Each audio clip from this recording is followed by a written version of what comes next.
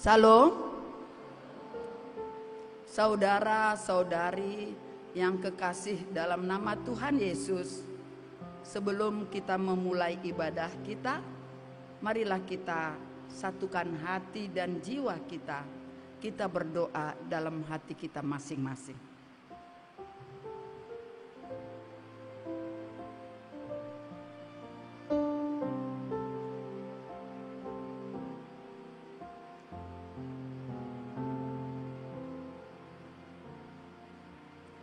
Amin.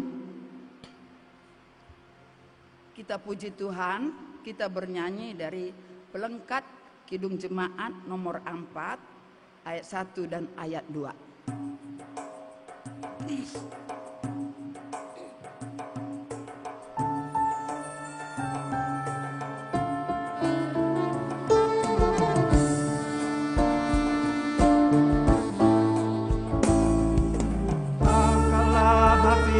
Pada Tuhan, bunyikan kecapi dan menari. Jangan lupa bawa persembahan. Mari kawan, ajak teman bersama menyembah.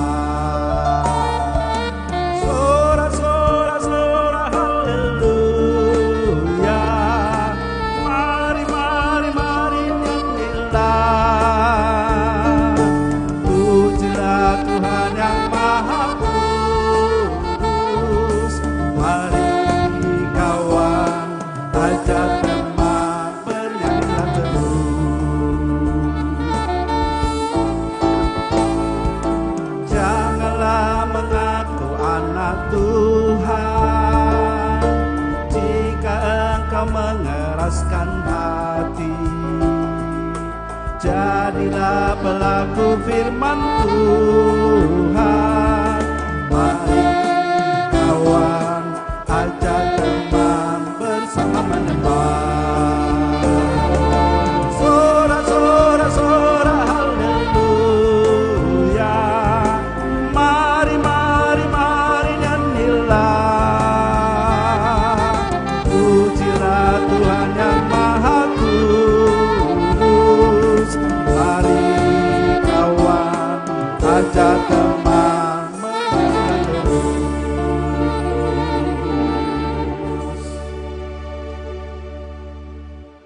Di dalam nama Allah Bapa dan nama anaknya Tuhan Yesus Kristus dan nama Roh Kudus, Khalik langit dan bumi.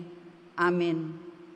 Sebab aku yakin bahwa baik maut maupun hidup, baik malaikat-malaikat maupun pemerintah-pemerintah, baik yang ada sekarang maupun yang akan datang, atau kuasa-kuasa, baik yang di atas maupun yang di bawah, ataupun sesuatu makhluk lain, tidak akan dapat memisahkan kita dari kasih Allah yang ada dalam Kristus Yesus Tuhan kita.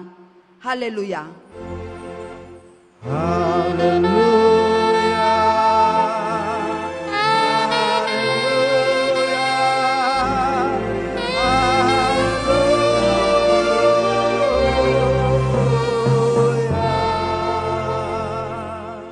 Kita berdoa. Ya Tuhan Allah, Engkaulah sumber damai, sejahtera, dan kasih. Berikanlah kepada kami damai dan kasih-Mu itu. Lindungilah hamba-hamba-Mu untuk melawan tipu daya iblis, agar mereka terlepas dari pencobaan dan ketakutan. Engkaulah pengharapan dan perlindungan kami, serta pimpinlah kami di dalam perjalanan hidup kami, karena Anak-Mu, Tuhan Yesus Kristus, Tuhan kami. Amin. Jemaat dipersilahkan duduk. Kita menyambut pembacaan firman Tuhan. Kita berdoa, kita bernyanyi dari Kidung Jemaat nomor 54 ayat 1 dan ayat 4.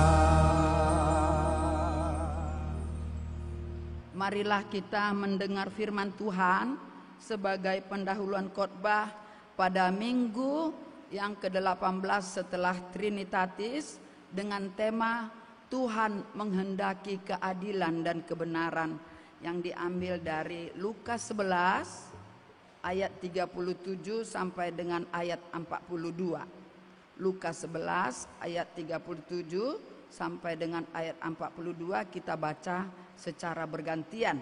Di ayat 42 kita baca bersama-sama. Yesus mengecam orang-orang Farisi dan ahli-ahli Taurat. Ketika Yesus selesai mengajar, seorang Farisi mengundang dia untuk makan di rumahnya. Maka masuklah ia ke rumah itu, lalu duduk makan.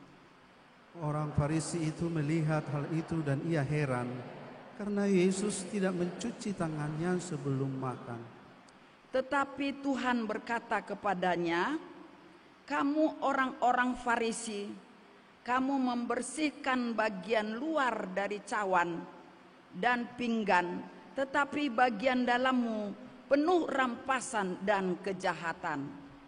Hai orang-orang bodoh, bukankah dia yang menjadikan bagian luar, dia juga yang menjadikan bagian dalam? Akan tetapi berikanlah isinya sebagai sedekah, dan sesungguhnya semuanya akan menjadi bersih bagimu. Kita baca bersama. Tetapi celakalah kamu, hai orang-orang Farisi, sebab kamu membayar persepuluhan dari selasi, inggu, dan segala jenis sayuran, tetapi kamu mengabaikan keadilan dan kasih Allah. Yang satu harus dilakukan dan yang lain jangan diabaikan. Demikianlah firman Tuhan. Berbahagialah setiap orang yang mendengar firman Allah, yang menghayati serta melakukannya. Amin. Kita puji Tuhan, kita bernyanyi dari pelengkap Kidung Jemaat nomor 201 ayat 1 dan ayat 2.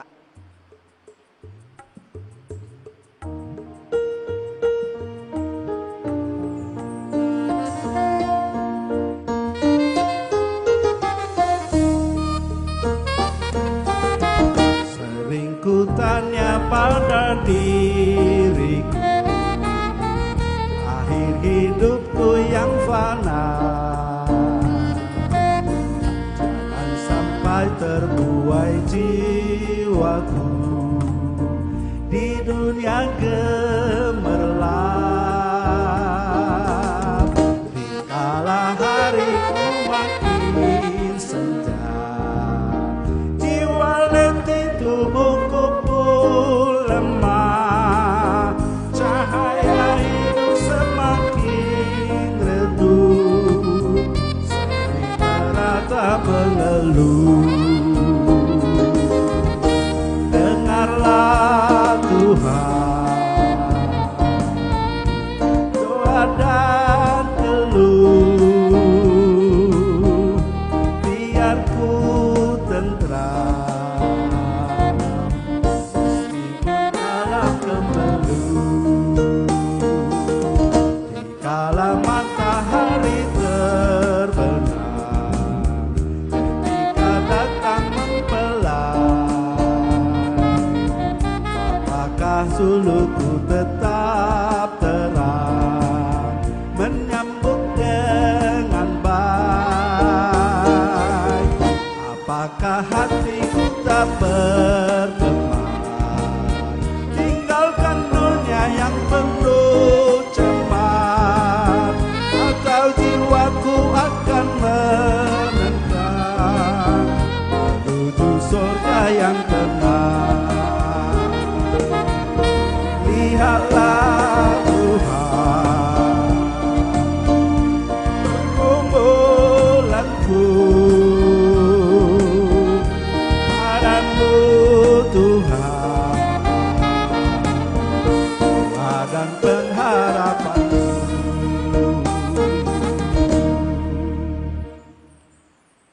Saudara yang dikasihi Tuhan Yesus Kristus, dalam perjalanan hidup kita sepanjang minggu yang lalu, tentu kita tidak luput dari berbagai kesalahan dan dosa yang kita sengaja maupun tidak sengaja terhadap saudara-saudara kita maupun di tengah keluarga, yang telah menyinggung perasaan dan melukai hati mereka, terlebih kepada Tuhan. Karena itu dengan segala kerendahan hati, marilah kita mengaku dan menyesali segala dosa dan kesalahan kita di hadapan Tuhan. Marilah kita memasuki saat teduh untuk berdoa di dalam hati kita masing-masing.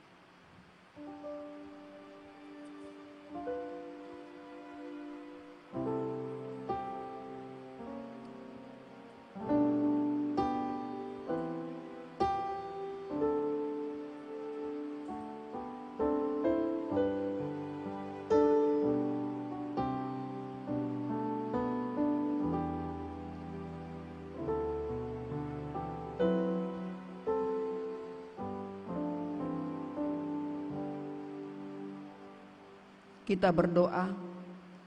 Bapa kami yang di sorga yang maha kudus, kami tiada layak datang ke hadapan-Mu, karena kami senantiasa bergelimang dengan dosa, karena pikiran dan perbuatan kami senantiasa bertentangan dengan kebenaran-Mu.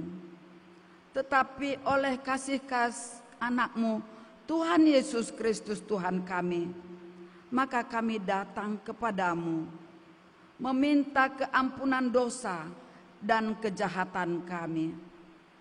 Tolong dan kasihanilah kami, ampunilah segala kejahatan kami, dan terimalah kami menjadi anak-anak-Mu.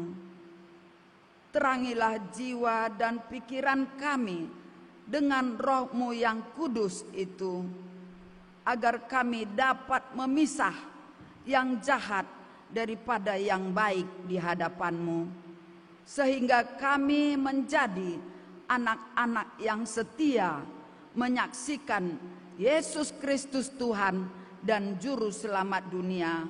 Amin. Janji Tuhan tentang pengampunan dosa. Jika kita mengaku dosa kita, maka Ia adalah setia dan adil, sehingga Ia akan mengampuni segala dosa kita dan menyucikan kita dari segala kejahatan. Segala kemuliaan bagi Allah di tempat yang maha tinggi. Amin. Jemaat, persilakan duduk. Kembali kita puji Tuhan. Kita bernyanyi dari pelengkap Kidung Jemaat 274 ayat 1 dan ayat 3.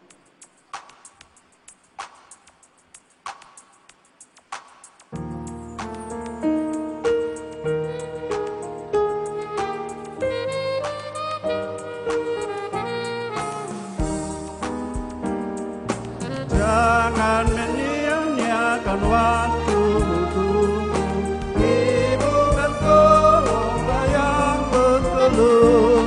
Biarlah lampumu terus bercahaya, muliakan Tuhan di hidupmu.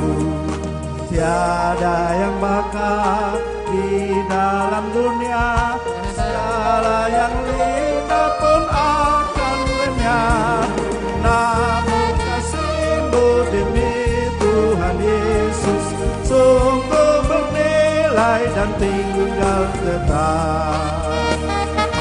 Karya jerih-Mu demi Tuhan Yesus kan dihargai benar olehnya. Kasih yang sudah Kau tabur di dunia, nanti Kau tuai di surga mulia. Tiada yang bakal di dalam dunia, segala yang indah pun akan lenyap. Namun kasih-Mu demi Tuhan Yesus sungguh bernilai dan tinggal tetap.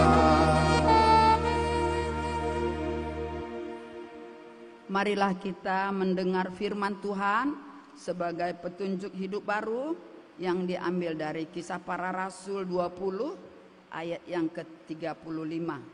Demikian firman Tuhan.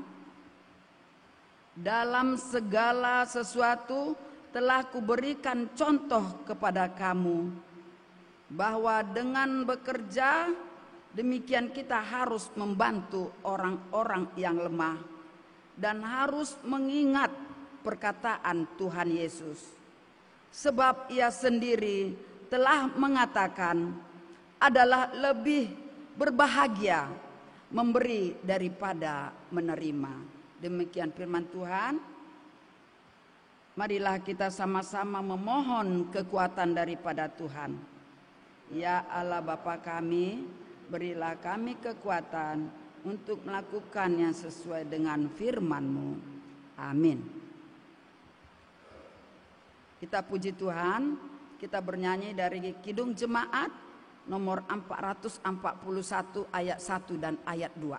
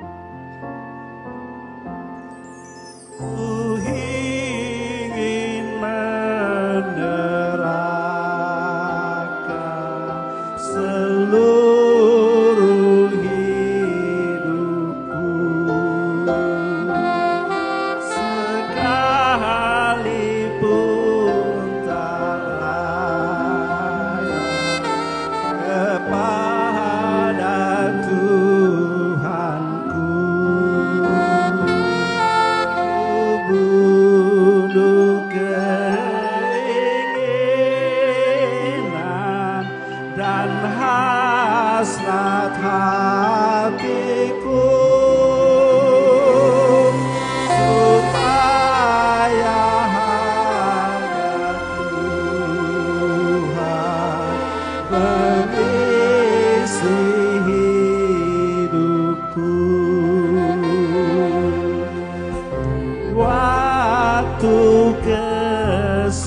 usaha, tak usah ku gentar, diberinya perlindungan, hatiku pun segar. Darahnya dicurahkan, nyanya pun diberi, teruras jiwaku, hidupku berseri.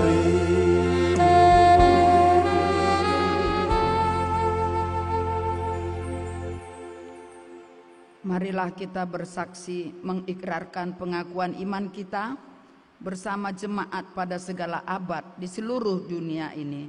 Kita ucapkan bersama-sama. Aku percaya kepada Allah Bapa yang Maha Kuasa, Khalik langit dan bumi. Aku percaya kepada Yesus Kristus, Anaknya yang tunggal Tuhan kita, yang dikandung daripada Roh Kudus, lahir dari anak darah Maria, yang menderita di bawah pemerintahan Pontius Pilatus, disalibkan, mati dan dikuburkan, turun ke dalam kerajaan maut, pada hari yang ketiga, bangkit pula dari antara orang mati, naik ke surga, duduk di sebelah kanan Allah Bapa yang Maha Kuasa, dan akan datang dari sana untuk menghakimi orang yang hidup dan yang mati. Aku percaya kepada Roh Kudus, gereja yang kudus dan am, persekutuan orang kudus, pengampunan dosa, kebangkitan daging, dan hidup yang kekal. Amin. Jemaat, silakan duduk. Kita puji Tuhan, kita bernyanyi dari pelengkap Kidung Jemaat nomor 198 ayat 1 sampai ayat 3.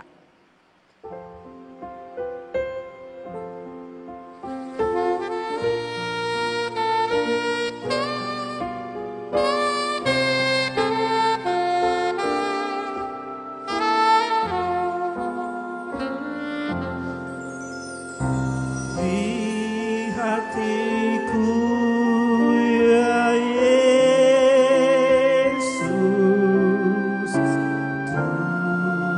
bersabdalah agar tenang hatiku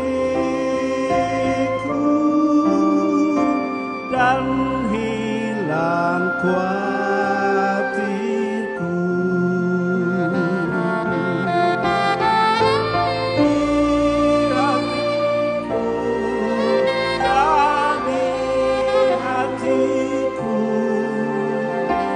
Tuhan bersabdalah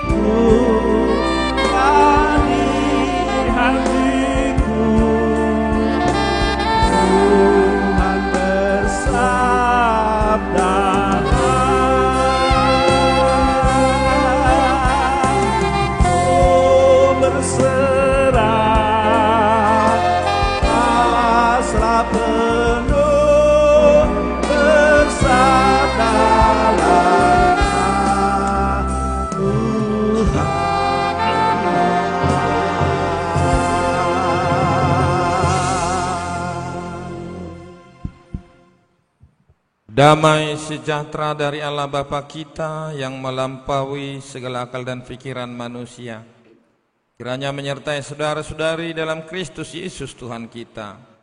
Bapa kami yang di sorga, kami bersyukur atas segala nikmat karunia yang Tuhan berikan kepada kami, terutama pada pagi hari ini. Inilah kami anak-anak-Mu yang telah berkumpul di rumah-Mu yang kudus. Tuhan, sebelum kami membuka firman Tuhan, terlebih dahulu Engkau bukakan hati kami, supaya di dalam hati kami firman-Mu itu menjadi diam dan bertumbuh dan menghasilkan buah-buah yang baik, buah-buah yang banyak, yang menjadi kesukaan bagi Tuhan. Dalam Kristus Yesus kami bersyukur dan berdoa. Amin. Bapak, Ibu, saudara-saudari yang terkasih dalam Kristus Yesus, firman Tuhan pada ibadah kita 8 Oktober tahun 2023 pada pagi hari ini dengan tema Tuhan menghendaki keadilan dan kebenaran yang tertulis dalam kitab Yesaya pasal yang ke-5 dimulai dari ayat yang pertama sampai ayatnya yang ke-7. Ada baiknya supaya terjadi komunikasi yang intens bagi kita baca secara responsoria. Bila firman Tuhan, nyanyian tentang kebun anggur. Aku hendak menyanyikan nyanyian tentang kekasihku, nyanyian kekasihku tentang kebun anggurnya. Kekasihku itu mempunyai kebun anggur di lereng bukit yang subur. Ia mencangkulnya dan membuang batu-batunya dan menanaminya dengan pokok anggur pilihan. Ia mendirikan sebuah menara jaga di tengah-tengahnya dan menggali lubang tempat memeras anggur. Lalu dinantinya supaya kebun itu menghasilkan buah anggur yang baik, tetapi yang dihasilkannya ialah buah anggur yang asam. Maka sekarang hai penduduk Yerusalem dan orang Yehuda, adililah antara aku dan kebun anggurku itu. Apatah lagi yang harus diperbuat untuk kebun anggurku itu yang belum kuperbuat kepadanya? Aku menanti supaya dihasilkannya buah anggur yang baik. Mengapa yang dihasilkannya hanya buah anggur yang asam? Maka sekarang aku mau memberitahukan kepadamu apa yang hendak kulakukan kepada kebun anggurku itu. Aku akan menebang pagar durinya sehingga kebun itu dimakan habis, dan melanda temboknya sehingga kebun itu diinjak-injak. Aku akan membuatnya ditembuhi semak-semak, tidak dirantingi dan tidak disiangi, sehingga tumbuh putri malu dan rumput. Aku akan memerintahkan awan-awan supaya jangan diturunkannya hujan ke atasnya. Sebab kebun anggur Tuhan semesta alam ialah kaum Israel, dan orang Yehuda ialah tanam-tanaman kegemarannya. Dinantinya keadilan, tetapi hanya ada kelaliman. Dinantinya kebenaran, tetapi hanya ada keonaran. Demikianlah firman Tuhan kita. Shalom. Bapak, Ibu, saudara-saudari yang terkasih dalam Kristus Yesus, kita patut bersyukur kepada Tuhan bisa berkumpul di tengah-tengah bait-Nya yang kudus ini. Tempat ini menjadi kudus bukan karena yang datang. Tempat ini menjadi kudus bukan karena apa yang kita perbuat di dalamnya. Tetapi rumah ini menjadi rumah Tuhan. Rumah ini menjadi tempat kudus bagi Tuhan karena kehadiran Tuhan. Tanpa kehadiran Tuhan, gereja manapun itu tidak layak disebut sebagai rumah kudus. Tetapi justru jaminan bagi kita untuk mengatakan bahwa tempat peribadahan, gereja, rumah Tuhan sebagai tempat Tuhan yang kudus. Karena apa? Karena kehadiran Tuhan. Bukan karena kehadiran pejabat, bukan karena kehadiran seorang pemimpin setingkat presiden mungkin atau di bawahnya, tapi karena kehadiran Tuhan. Kehadiran Tuhan ini yang harus kita rasakan pada hari ini. Kehadiran Tuhan itu yang harus kita lihat pada hari ini. Ada pesan Tuhan bagi kita melalui kitab Yesaya pada hari ini. Khotbah ini dimulai dengan suatu nyanyian tentang kebun anggur. Khotbah ini dimulai dengan suatu nyanyian. Dari sini kita belajar bahwa nyanyian harus berisi tentang kebenaran. Banyak nyanyian yang tidak berisi tentang kebenaran. Banyak nyanyian yang berisi hanya tentang angan-angan. Kutiba pe lautan, kutiba pe tautuban asal mauloh dia katanya. Mana mungkin bisa ditimbanya itu? Iya kan? Hanya angan-angan. Tetapi nyanyian yang kita lihat pada hari ini harus berisi tentang kebenaran. Karena apa? Karena nyanyian juga bisa menjadi cara Tuhan untuk mendidik kita. Melalui nyanyian Tuhan juga memiliki cara untuk mengubah hidup kita. Kalau ada kor-kor, korina, korama, naposobulum, kita harus melihat pesan Tuhan yang ada di dalamnya. Apa pesan Tuhan? Jadi mereka bukan hanya menyanyi saja, datang kondaknya, angkat tangan begini supaya berdiri untuk bernyanyi, tetapi ada pesan Tuhan lewat nyanyian-nyanyian itu. Bapak Ibu, saudara-saudara yang terkasih dalam Kristus Yesus, ini yang kita lihat bahwa tidak berkesudahan kasih karunia, kasih setia Tuhan di dalam hidup kita, terutama di dalam perjalanan hidup umat Israel. Kasih Tuhan yang besar itu dikarenakan hubungan antara Tuhan dengan umatnya yang begitu khusus, yang begitu spesial. Tuhan memilih Israel karena apa? Karena itu adalah kehendak Tuhan. Bukan karena Israel kudus, sehingga Tuhan memilih mereka sebagai bangsa, umat pilihannya untuk menyatakan kerjaan Tuhan di tengah-tengah dunia ini. Tetapi itu adalah semata-mata hanya karena keinginan Tuhan. Kemesraan Tuhan dengan umatnya dapat kita buktikan. Dalam khotbah minggu lalu yang diambil dari kitab Yakobus, Yakobus menyapa umatnya dengan saudara-saudara. Datang Yakobus berkhotbah, dia katakan saudara-saudara. Hari ini juga ketika Yesaya mengucapkan kata-kata Tuhan kepada umat Tuhan, menyapa Israel dengan kata-kata kekasihku. Dari saudara-saudara minggu lalu, hari ini Tuhan menyapa kita dengan kekasihku. Ayat lain juga dalam kitab Yesaya ini dapat kita lihat bahwa Tuhan memanggil mereka, kalau dalam bahasa Ibrani dikatakan segullah. Segullah artinya harta kesayangan. Harta kesayangan Tuhan.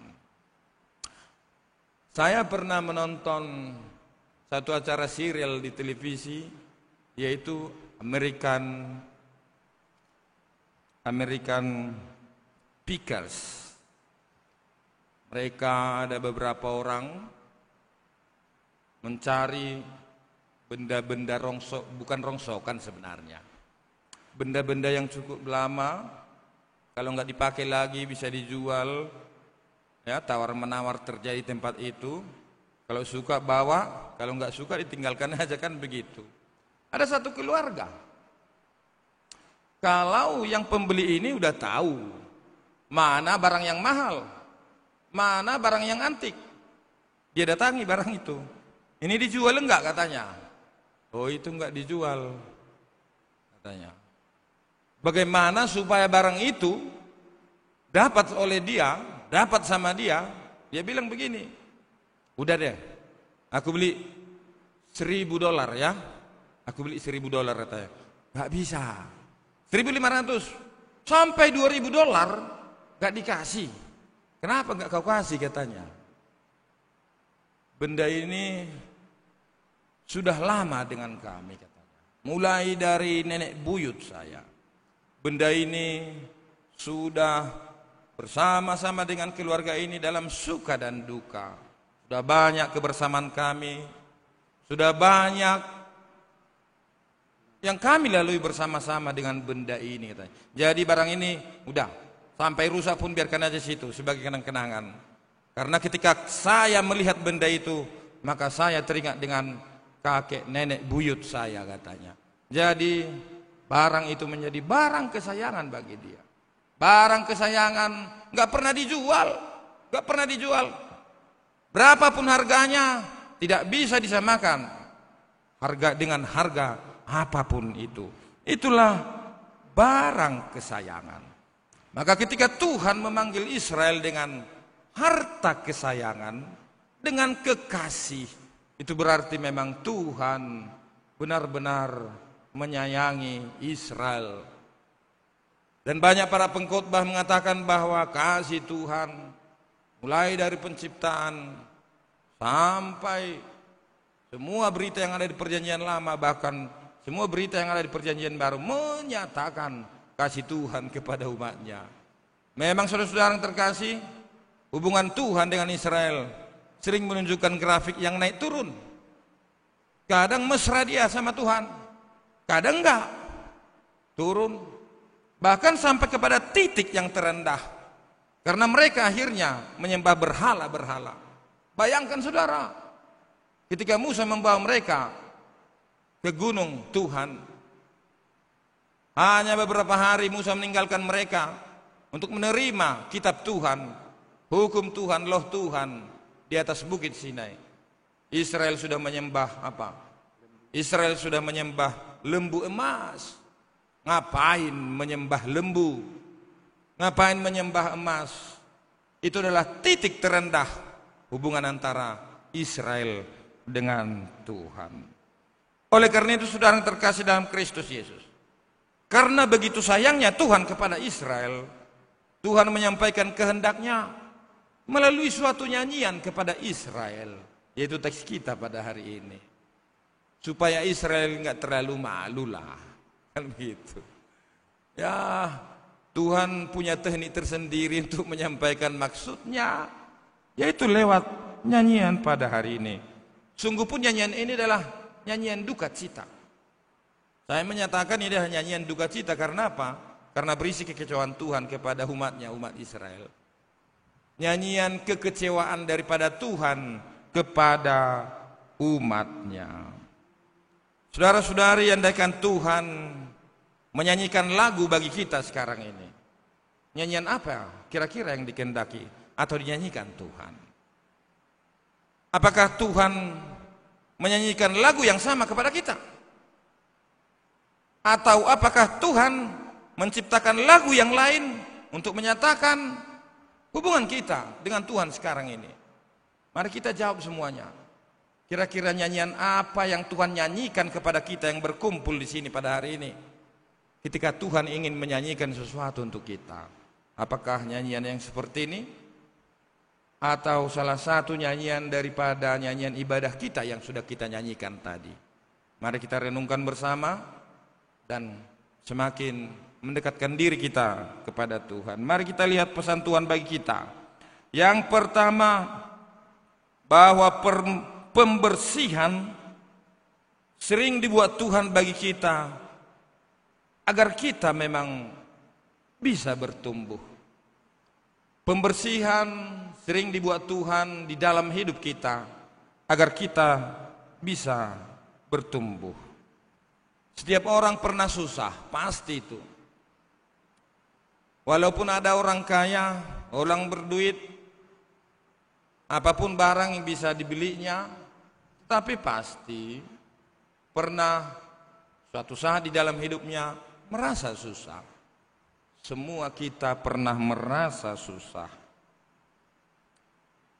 Tapi mari kita pilih mana yang lebih enak, susah dulu atau enak kemudian, kan gitu. Atau udah enak-enak aja dulu, tapi susah kemudian. Mana yang kita pilih?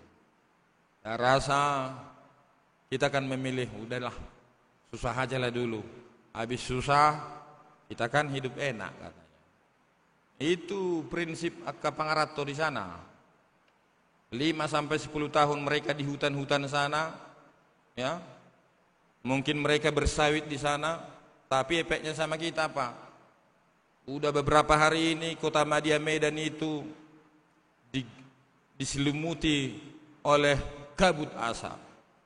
Gak tahu kita dari mana ini, apa dari Kalimantan atau dari Aceh atau dari Tapanuli Tengah sana yang juga menjadi sarang kelapa sawit juga itu ya, gak tahu kita. Tapi mereka katakan itu, udah Mang Pendeta, biarkan aja kami menderita 5 tahun, 5 tahun aja. Habis 5 tahun, ya ngambil hasilnya katanya. Iya juga ya, kita pikirkan begitu. Orang maunya apa? Udah nggak apa-apa susah. Tapi pada akhirnya kita bersenang-senang. Oleh karena itu, apa yang kita lihat di sana?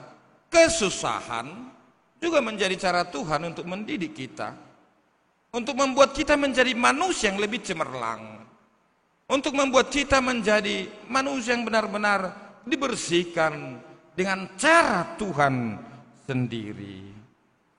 Yang punya kebun di dalam nas ini mengatakan dia mencangkuli kebunnya itu, membuang batu-batu yang ada di dalamnya, membuat menara jaga agar menghasilkan anggur yang baik. Ternyata kekasih Tuhan yang ada di dalam nas ini punya satu kebun anggur.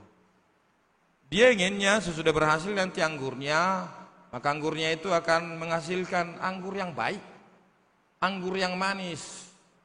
Tetapi singkatnya saudara, dikatakan di sini yang dihasilkannya justru anggur yang asam. Asik beda, saya rasa yang asam dengan yang pahit ya. Yang asam mungkin membuat gigi kita ngilu begitu. Dan bukan cuma itu aja, mungkin raut wajah kita agak dikenyutkan gitu, karena asamnya kan begitu. Kalau yang pahit nggak pala.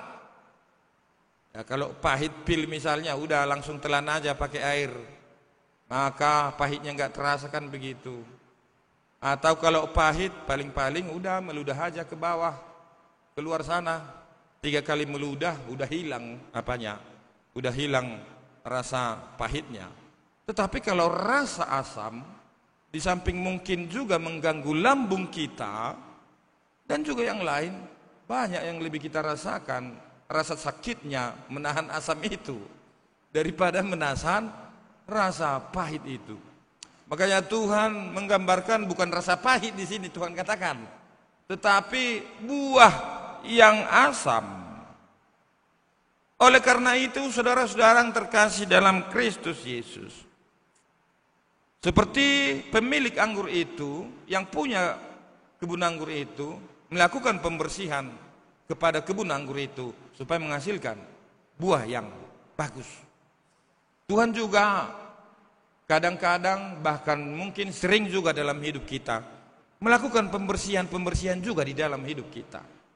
Cuma kita nggak tahu, cuma kita nggak sadar, atau mungkin kita nggak peka bahwa itu adalah cara Tuhan untuk membersihkan hidup kita. Mungkin itu adalah cara Tuhan untuk membersihkan suami kita, untuk membersihkan anak-anak kita, untuk membersihkan tetangga kita, untuk membersihkan teman segereja kita, dan lain-lain. Tapi pada intinya apa? Tuhan peduli dengan hidup kita. Oleh karena itu sama seperti Mika dalam Mika 7 ayat 7. Mika menyatakan di sana, aku senantiasa menanti-nantikan Tuhan katanya. Mika ingin berproses hanya dari Tuhan. Kalaupun dalam hidup kita bisa diproses oleh bangku kuliah, hidup kita mungkin juga diproses oleh banyaknya kekeluargaan, kan gitu. Orang Batak gitu. Namburunya ada tulang dan tulang diginjang katanya. Tulang nih tulang, banyak kali keluarga kita kan gitu. Kadang kita juga diproses oleh kekeluargaan. Banyak cara Tuhan juga untuk memproses hidup kita. Tapi apa? Yang lebih utama dari semua proses itu adalah apa? Proses yang daripada Tuhan. Hasilnya cukup mengecewakan bagi yang punya kebun anggur itu. Saudara-saudara, kita teringat ketika Yesus pertama kali datang ke kota Kana, kota yang kecil, dan di sana ada pesta pernikahan. Ternyata yang punya pesta, yang punya hajatan, kekurangan anggur. Kebetulan di sana ada Maria, ibu Yesus. Ketika Maria melihat Yesus, maka segera Maria datang kepada Yesus. Yesus bertanya kepada Maria, "Ngapain kau datang sama aku, ibu?" katanya. "Mengapa kau datang kepadaku, ibu?" katanya. Maria enggak menjawab. Hanya satu pesan Maria kepada hamba-hamba itu. Apa yang dibilangnya, lakukan nanti, katanya. Saudara-saudara, di sanalah terjadi suatu peristiwa mujizat. Air menjadi anggur, dan anggurnya senantiasa menjadi anggur yang lebih enak. Maka orang banyak bertanya-tanya kepada yang punya hajatan itu, "Apa yang kau lakukan ini? Orang lain berpesta, lebih dulu anggur yang bagus disajikan, baru anggur yang agak kurang katanya, yang kurang rasanya. Tetapi kau sampai hari ini, sampai detik ini tetap menyediakan anggur yang terbaik." Saudara-saudara yang kasih dalam Kristus Yesus, peristiwa mujizat yang terjadi di Kana tidak akan terjadi apabila Maria tidak datang kepada Yesus. Yesus adalah pokok anggur yang benar. Kita juga seperti itu. Hidup kita mungkin terkadang menanti-nanti mujizat terjadi dalam hidup kita. Tapi kalau kita tidak datang kepada Yesus, sama seperti Maria, mujizat tidak akan terjadi. Sungguh pun hidup kita nggak perlu lagi mencari mujizat. Harus terbalik ke belakang, mereng ke kiri, mereng kanan, ya, nggak perlu lagi mujizat yang seperti itu. Hidup kita ini sudah menjadi mujizat terbesar dalam hidup kita. Ya. Oleh karena itu sesuatu hal yang terjadi besar, mujizat yang terbesar terjadi di kota Kana karena Maria datang kepada Yesus. Ini juga yang menjadi contoh bagi kita, umat sepanjang masa. Kita bisa dan akan melihat mujizat di dalam hidup kita apabila kita hanya datang kepada Yesus. Itu yang pertama. Yang kedua, kita harus malu jika tidak berbuah manis di dalam hidup kita. Tadi sudah kita terangkan bahwa luar biasa kasih sayang Tuhan kepada umatnya, yaitu bangsa Israel. Tuhan udah tahu kalau anggurnya masam, kan begitu. Tapi sungguh pun anggurnya udah tahu Tuhan masam, tapi Tuhan tetap berkata kepada mereka, "Apalagi yang harus kuperbuat?" Udah tahu anggurnya asam, tetapi Tuhan masih cari cara lain. Apalagi yang harus kuperbuat? Semua sudah saya perbuat, katanya. Oleh karena itu mari kita senantiasa semuanya menanti-nanti perbuatan Tuhan di dalam hidup kita. Jangan kita yang berbuat sesuatu dalam hidup kita. Mungkin kita hanya berbuat yang kecil-kecil saja, tetapi untuk berbuat hal yang lebih besar dari situ, yaitu masalah keselamatan kita, serahkan tugas itu hanya kepada Tuhan saja. Karena manusia tidak dapat memberikan kepada kita keselamatan. Sungguh pun manusia bisa dan mampu memberikan kita sukacita, itu sifatnya hanya sementara, hanya temporer, tentatif, kan begitu, sementara.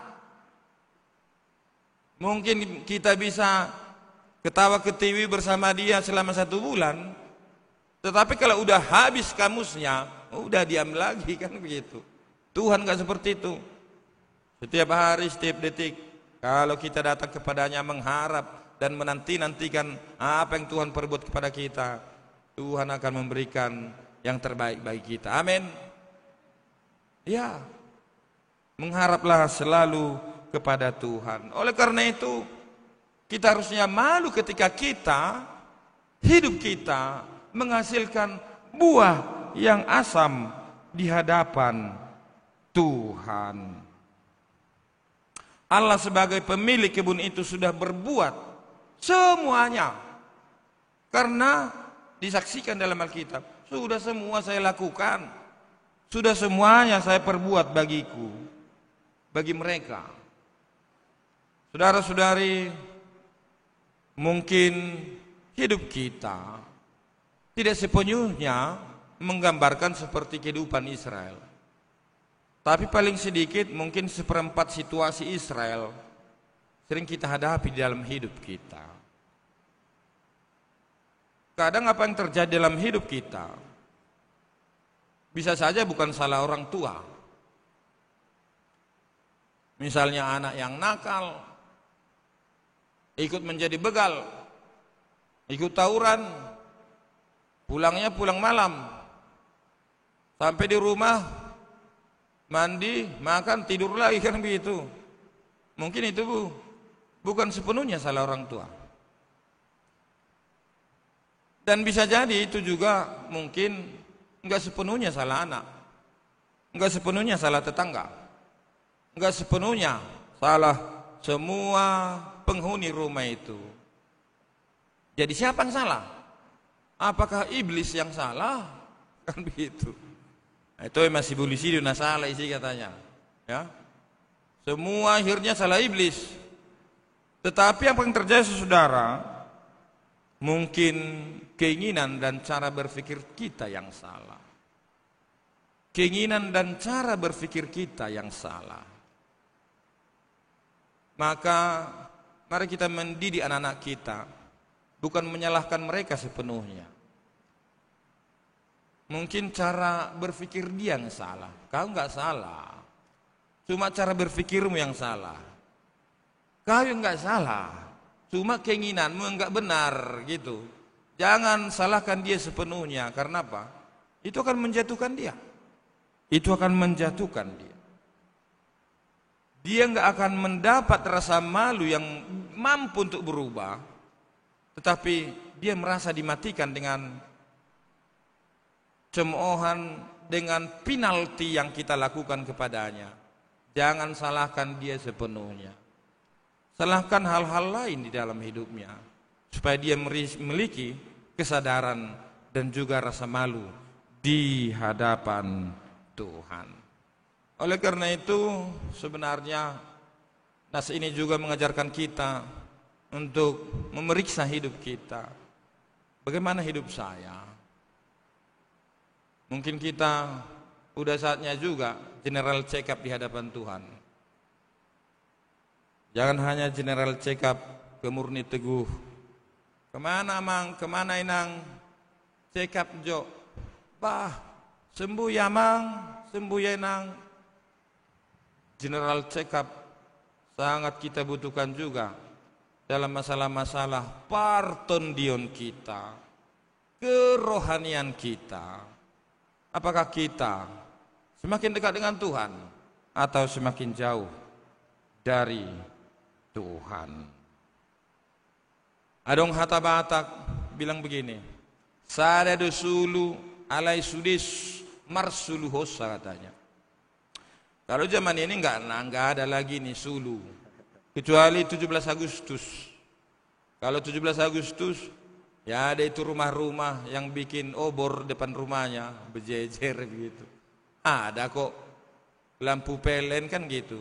Tapi obor ini harus ada.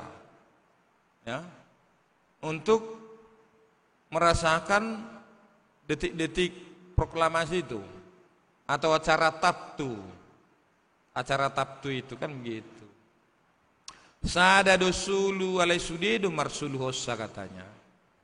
Siapa itu panondang itu? Siapa itu sinar itu? Kecerahan itu siapa? Yesus Kristus. Yesus dosulu-sulu ningalutai. Dan semua kita harus menanti sinar yang datangnya daripada Yesus Kristus.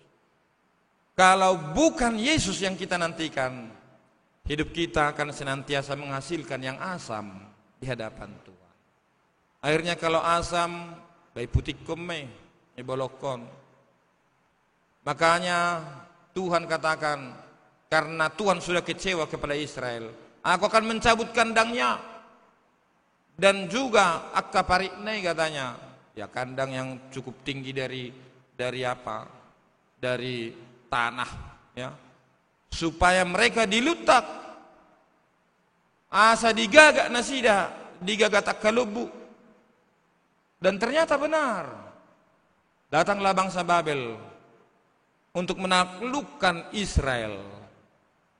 Kandang senantiasa berfungsi untuk melindungi rumah kita, halaman kita.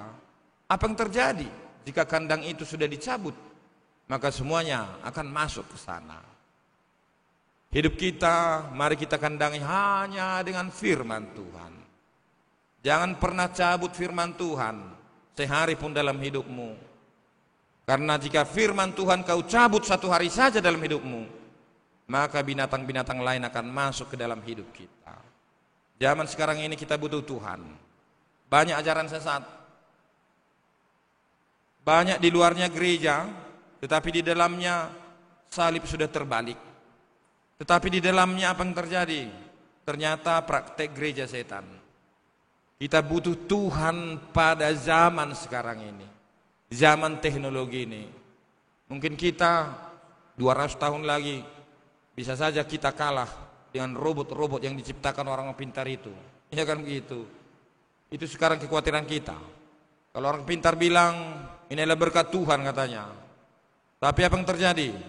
Robot bisa mengendalikan kita manusia. Tapi jangan mau dikendalikan oleh semua itu. Kalaupun ada kepintaran kita, bawa kepintaran kita itu untuk takut akan Tuhan. Itu saja. Mari kita senantiasa menghasilkan buah yang baik, buah yang manis di hadapan Tuhan. Berikan yang termanis hari ini untuk Tuhan. Dan berikan yang terbaik hari ini untuk sahabat-sahabat kita, teman-teman kita, dan semuanya. Amin. Mari kita bersatu di dalam doa. Bapa kami yang di surga, terima kasih atas firman-Mu yang telah kami dengarkan. Biarlah kami menjadi pohon anggur yang menghasilkan buah yang terbaik, buah yang manis. Semuanya itu tidak dapat kami sampai apabila bukan Tuhan yang tidak tinggal di dalam hidup kami. Tinggallah di dalam hidup kami Tuhan, sehingga kami menghasilkan buah yang terbaik dan termanis. Dan ajari kami untuk dapat memberikan yang terbaik bagi Tuhan, yang termanis bagi Tuhan. Hari ini, sekarang ini, esok, dan sampai selama-lamanya. Terima kasih dalam Kristus Yesus, kami bersyukur dan berdoa. Amin. Sebagai respon kita terhadap firman Tuhan, kita menyanyikan Kidung Jemaat nomor 426.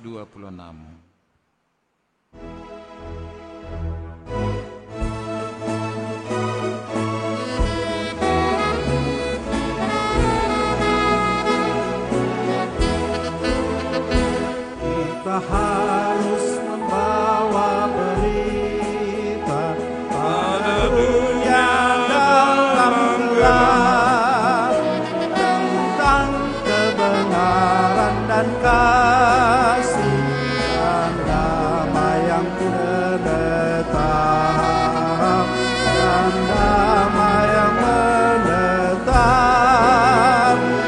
tetap jadi remang pagi. siang terang. Kuasa Kristus kan nyatalah, ramani dan cemerlang. Kita harus membawa berita Allah itu kasih belas, diberikan putra tunggalnya supaya kita lepas, supaya kita lepas. Karena gelap jadi remang pagi, dan remang jadi siang terang. Kuasa Kristus kan nyatalah, ramani dan cemerlang.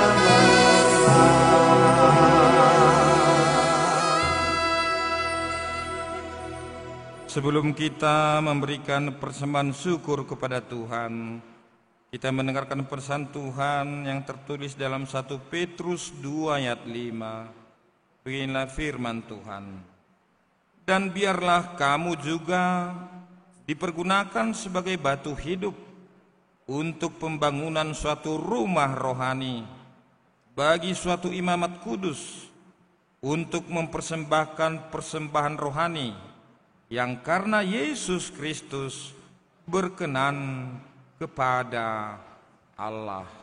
Demikianlah firman Tuhan.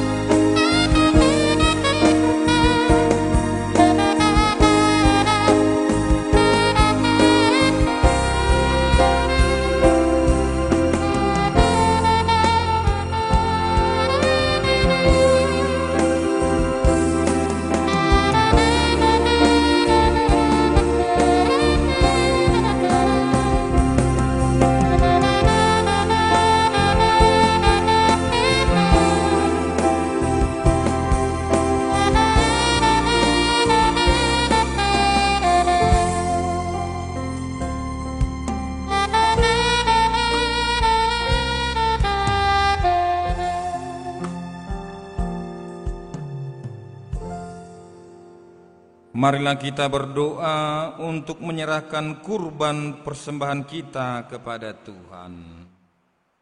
Ya Allah Bapa kami yang di surga, kami mengaku dengan setulus hati, Engkaulah sumber segala berkat dan karunia dalam hidup kami.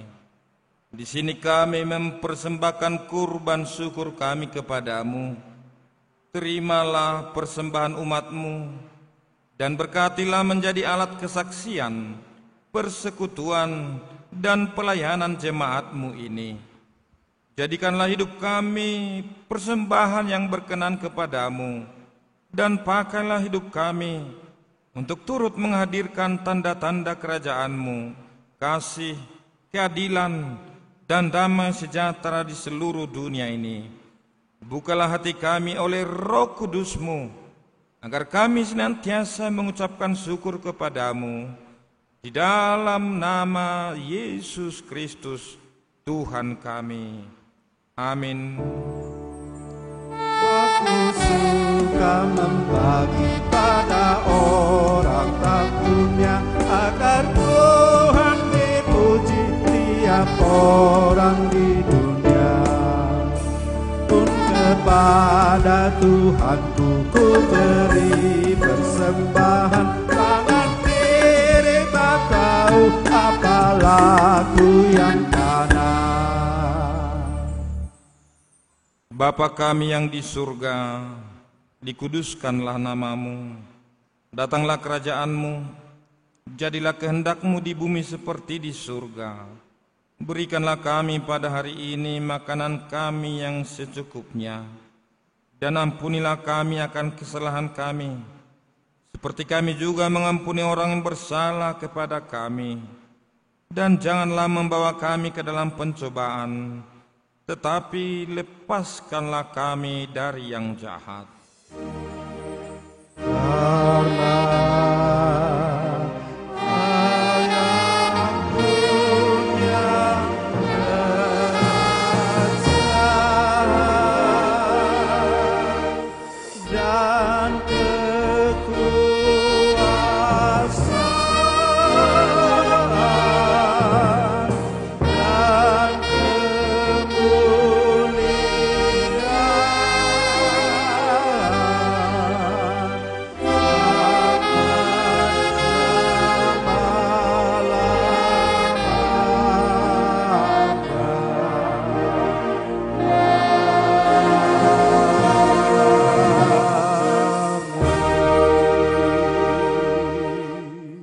Pulanglah dengan damai dan terimalah berkat Tuhan.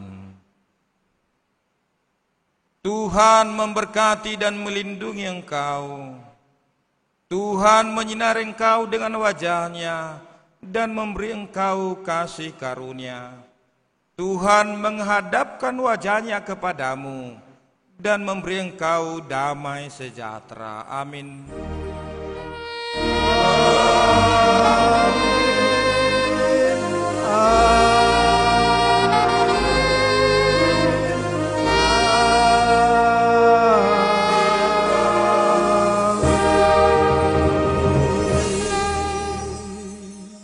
Selamat hari Minggu dan Shalom.